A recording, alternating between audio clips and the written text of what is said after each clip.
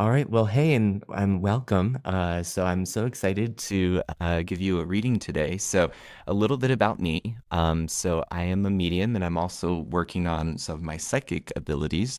And how information comes in for me is usually clairvoyancy. So I see things, and claircognizance. So sometimes I just get knowings.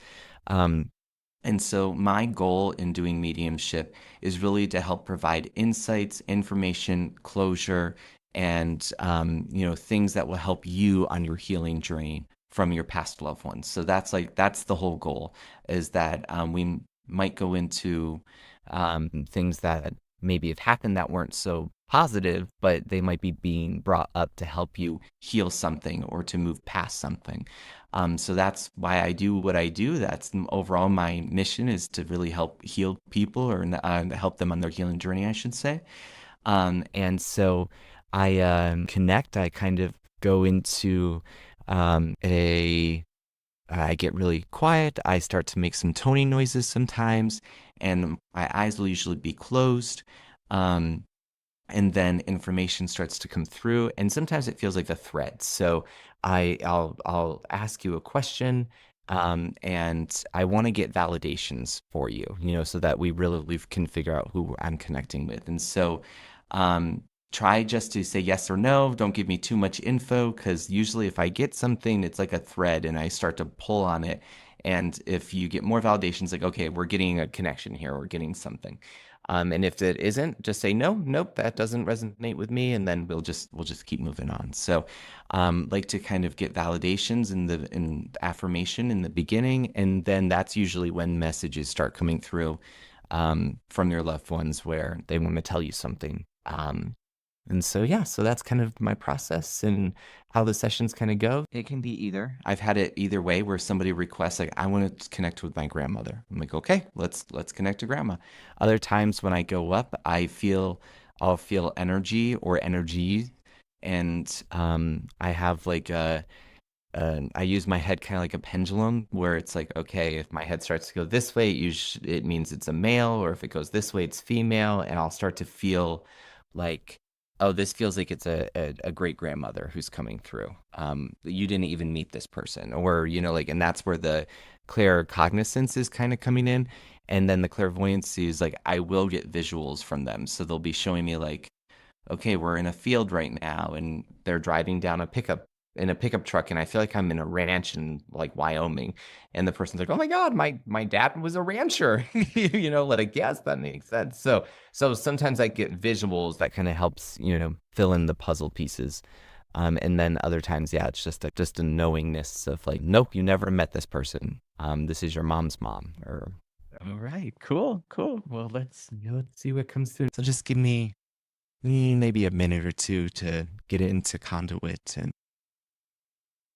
okay. Okay. First thing that's coming through, like, there are a lot of people actually who want to connect. We've got a whole crew here. I'm seeing less on the male side and a lot more on the female side. But funny, like, okay, who's gonna connect is my first question. And there's like, oh, there's a huge gathering here. But it doesn't feel like this is just ancestors. This is like galactic family, beyond just this human lifetime. So they're almost like, we're all here, we're all witnessing, but we're gonna narrow it down just to like loved ones fit past. Okay, I'm getting a woman, older woman. I'm getting like grandma energy, and she's wearing like a babushka. I'm getting like a fabric wrapped around her head. Okay. Kind of like a kind of I'm not seeing her face completely, but like a masculine energy, like in her face. Like, I think she has kind of like some, and I'm feeling like a hard jaw. I don't know what that means. Kind of I'll say it makes sense. The scarf thing, it makes sense. But I don't want to tell you any more unless you want to know more. okay. Okay, no, I want to try to find. I'm feeling like she's shorter. She's kind of heavier set, or kind of like rounder. Not fat, but just like big boned energy. And it's raining. I don't understand what that means, but I'm getting wet. Wet rain. Wet. It's wet. And I don't. I'm thinking that that's a symbol for me, but I haven't figured out what that symbol means. But even as I'm asking, the word sorrow comes in. I'm hearing sorrow, sadness, okay, and death. Okay. Okay. The way this is coming in, or like what I'm feeling, is that like you didn't get to connect with this person before they passed.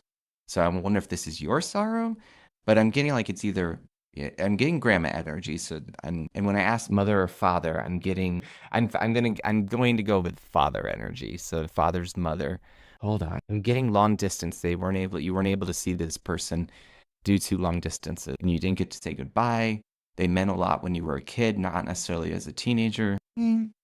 Maybe it's sorrow on their side. And I'm not getting a ton of sorrow on your side. You weren't able to be at the funeral or to see them before they passed, or I'm getting both. That you weren't able to see them before they passed or at the funeral. Like the distance was not going to let you. And now I'm hearing the word pandemic, so I wonder, okay, did they pass during the pandemic? And were you unable to travel at that time? Something was keeping you from traveling. Does that make sense? Yeah. Mm-hmm. Okay. I'm getting message told or the feeling that I was still surrounded by people and I love you very much. I've traveled to see you since then. I know about they know about something in your life. I'm getting like either a grandchild, a child, or it could be a dog. Or maybe it is then the dog that like you recently adopted the dog that happened after this person passed and it brings you a lot of joy. What I'm getting is that like you did something recently that brings you a lot of joy and it's some type of nurturing energy and that they are aware of it. But let me try to tap in. Like, is it even that you met your husband? Yeah. I'm not getting any deep sadness here. Oh, okay, hold on. I am getting they knew about something that was going on in your life while they were still here and they're apologizing for not doing something about it. I'm getting that okay, if I'm going down the path of with your father, if this is your father's mother, that's something going on with your dad or how he was treating you and your siblings and that she knew about it and she didn't do anything about it and she's sorry for not doing anything. Does that resonate at all? Yes. Okay. Yeah. That's where the sorrow is coming in. I'm feeling so it's not your sorrow because when I went to the death and how you, I was like, no, I'm not getting much. And she's saying I visited you since then, and I understood you couldn't make it, but there was still this sorrow. And yeah, I'm getting that father was not good to you guys in some way. Like I'm either abusive or narcissistic or put himself first or like kind of hung you out to dry in a way is what's coming through. And she could have done more. I'm even getting like she's saying like even like either taking you in or trying to fill the gap of yeah, I'm getting like either he abandoned you or he like wasn't available to you guys to give you what you needed and she's saying I could have done some more to help give you what you need. Oh. Really sorry that I didn't do that to say that and that she is sorry. That, yeah, she loves you very much. She's really proud. There's some nurturing energy That you were doing now, and I wonder if it is the dog that keeps coming through, but that like you're doing what you needed. That's very healing for you in a way of what you needed. You're now providing to somebody or to someone or to something. And she's happy to see you do that. Like coming through as if the what happened with your father is not you're not carrying it forward into your life. That you're either cutting the cycle or you're doing a 180 from what he did. And she's very, very proud of you for that. That makes sense. Yeah. Gosh, I didn't know I was going to cry. You're going to cry. Do you want to I mean, I would just want to make sure that she knows she doesn't have to feel bad about that. She did so much. Like, can you tell me a little bit now about Share only what feels comfortable. oh, yeah. Well, I totally know the babushka thing. I know why she showed up that way because one time like I hadn't seen her for a long time and yeah, we were separated by a lot of distance and I went to Russia and got this chocolate and on the package it has that woman with the little scarf around her head and I brought that as a gift for my grandmother and she just like commented about this person on there with the scarf and I taught her the word babushka and so yeah, that totally made sense. My dad was a traumatized person, and so he raised us to be traumatized.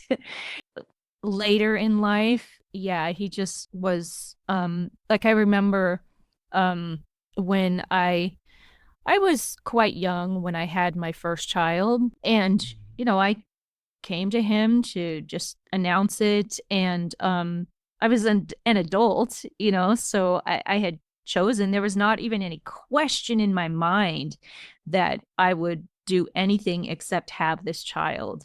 He essentially turned his back on me and didn't talk to me for like 10 years. Wow. Wow. The ending out to dry. Yeah. I'm so sorry, Janice. I think so that also continues tomorrow. Yeah. He missed out. That's what I think. He missed out. Absolutely. Yeah. Absolutely. We did. Yeah. I mean, we've definitely repaired that, and there's no animosity or anything else around it. But yeah, it was a super difficult time in my life. And he was gone. Yeah. Yeah. To lose your dad right at this huge new chapter of your life. Seriously. Yeah. I think Starting to be nice then. Like she sees how hard that was for you. Wow. Yeah, really saying that like she does wish that she had been there for you more, in that. But at the same time, she's really, really proud of you. Like that was coming through that she is really, really proud of you of how, and maybe it is that, so the nurturing energy, maybe it is that was just your child. You kept nurturing that child and didn't repeat the cycle. Well, I don't know that I didn't repeat the cycle. I mean, I was still a traumatized person raising my kids, but I think I know where that came from. So when my dog came, she, as you probably remember, was on the street, and she really had a birth wound. She was wounded, and like she would show me in her dreams what was going on with her, and how she, like just how hard life was of not having somebody who loved her. And sometimes, and this was more so in the beginning, but I still do it. I do things to soothe her. But I remember specifically towards the beginning, I would have to rock her. Like I would sit in this chair and rock like this, and like talk to her like, it's okay. You're sweet. You're important. I love you. Everybody loves you. And I would just say those things to her, just like she was just this baby. And I know it sounds crazy, but she would just listen to that and she would be soothed. And my grandmother used to do that to me. And it would exactly like that. Yeah.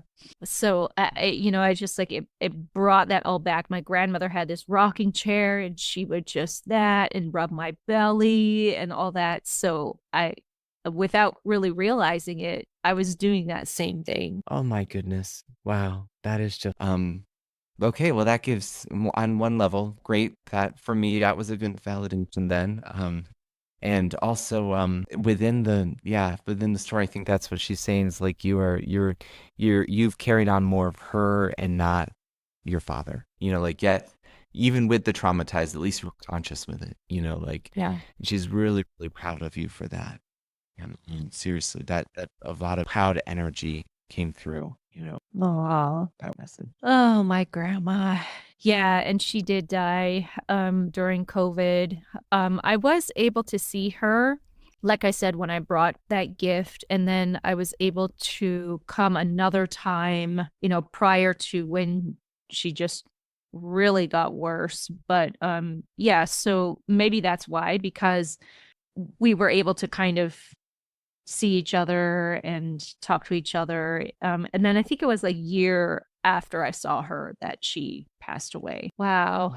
Fantastic. I did not expect to get so emotional. I was like, I'm on camera. I can't cry. And then I said, I mean, this is real stuff. I'm just going to be real. So, And I'm glad that things, came through and that it was healing for you in some way. Like that's what makes me want to do this work, And was it your grandmother? Was it your yeah, it was my grandmother on my father's side. My father's side. Okay, I've recovered enough from my crying. That was an amazing reading. You call it a mini reading, but it got so deep. I tried to not cry, but I just couldn't do it. It was so emotional, and what a release I feel. So if anybody else wants to have a mini reading with you, how can they do that?